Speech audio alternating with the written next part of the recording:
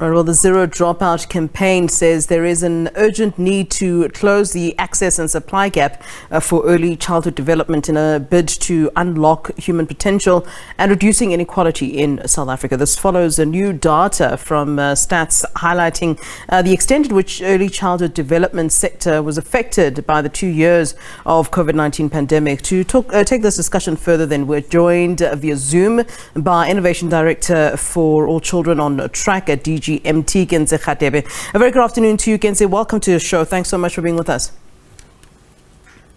Good afternoon. Thanks for having me on the show, Flo. You're welcome. Let's start here, Kentse. Talk to us through the need that you found as a Zero Dropout campaign to unlock the potential of South Africa's early childhood development sector, and also maybe how exactly you are doing that. So maybe first it would be really important just to paint a picture of what's been happening in early childhood development, because I think the trends that we've seen during the pandemic were actually endemic of what's been happening in the sector historically. So for example, we know that over 1 million children between the ages of 3 to 5 years of age do not have access to any form of early learning. This has been exacerbated during the pandemic, as we saw through the general household survey data, because a lot of parents, either due to lockdown restrictions or for fears of safety, chose to keep their children at home. This meant that those who were accessing some form of early learning obviously fell behind. But what that also means is that even with the country reopening up and more early childhood development centers opening up, that might not necessarily mean that children are accessing those services. Yeah. And I mean, when we're talking about the effects of those 2 years or almost 3 years really of COVID-19 pandemic, and how much and to what extent really can we talk about the effect that it had on the childhood development sector? I mean, I'm wondering how much, a child that would have been 2 years ahead would now be maybe a couple of steps back now. To what extent are we talking?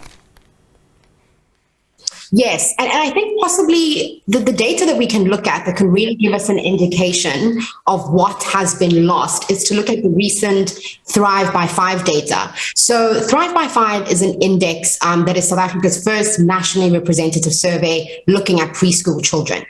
The data set was released earlier this year, and what it indicated is that actually there's really the strong relationship between income inequality and poor outcomes for children. And this has been exacerbated during the pandemic. So what we also saw in the Thrive by 5 data is that actually a lot of children who are attending early learning programs are falling behind or failing to meet some of the tasks expected of children in their age group. So what do we mean when we're talking about this? So specifically, the index looked at a number of different areas. So for example, fine motor skills. So here we're talking about children being able to hold a pen, a pencil, or being able to draw. Early literacy, early numeracy, executive function, so being able to solve problems and pay attention. So if we know from the general household survey data that children were not attending early learning programs, we can then extrapolate and begin to understand that actually in these kinds of really critical areas of development, children were not having access to opportunities to learn and be stimulated. So what that means is that over the long term, these children are not on track to reach their key developmental milestones. And that actually is critical because it has knock-on effects on their ability to perform in school, their ability to perform relatively well in matric and maybe obtain further learning and training opportunities, and their ability to compete adequately in the labor market. Again, unfortunately, inequality is something that, will be with us for a very long time. It's a huge problem in South Africa, especially when it comes to education in South Africa. So I think you're talking about the issue of bridging this particular gap. But how do we do that when the gap of inequality is so far and wide and so big in South Africa that any of the programs and anything that someone tries to do, it really only causes a small dent in making an effect on what is the long-term solution? How do we then begin to address this issue of that inequality that unfortunately will always be with us? Flo, that's such an important question. And that's why we do the work that we do in the early childhood development space, because we really see that by investing in early childhood development, ECD, we're able to actually intervene at a really critical juncture when an individual is developing. So if we're thinking about the South African case, as you so rightly say, where we're experiencing such high levels of inequality, that actually, if we really want to address structural poverty and injustice, we have to invest in early childhood development. What does that mean? I'm going to talk about 3 areas that we need to be focusing on. Yeah. So the first really is ensuring that when we're talking about early childhood development, we know that we're not just speaking about access to early learning programs, but we're talking about support to parents. We're talking about access to nutrition. We're talking about maternal health care. These are all essential elements that make up early childhood development.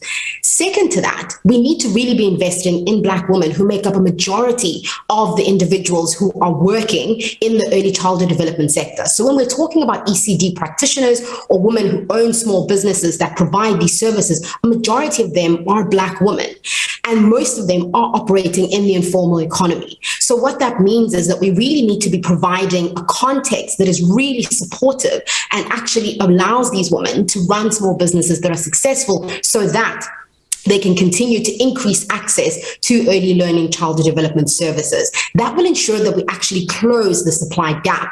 But in addition to that, by supporting Black women, we know that we're indirectly also supporting the communities that these Black women are working in. Mm-hmm. And then lastly, I want to talk about registration. So as I mentioned earlier, that a lot of these early childhood development centers or creches, if we want to talk about it informally, are operating and are not registered. So what that means is not necessarily that they're not providing good quality service, but that it's actually really quite an onerous process to get registered and then access government funding in order to deliver a better quality of service. So if we really want to invest in ECD, we have to invest at the policy level, we have to invest at the implementation level, and we have to support those who are doing this work in the front lines. Yeah, and just on a different well, it's not entirely a different topic really, Kentse, but yesterday we saw Equal Education and other stakeholders, they marched against the Basic Education Department's proposal to remove deadlines to fix schools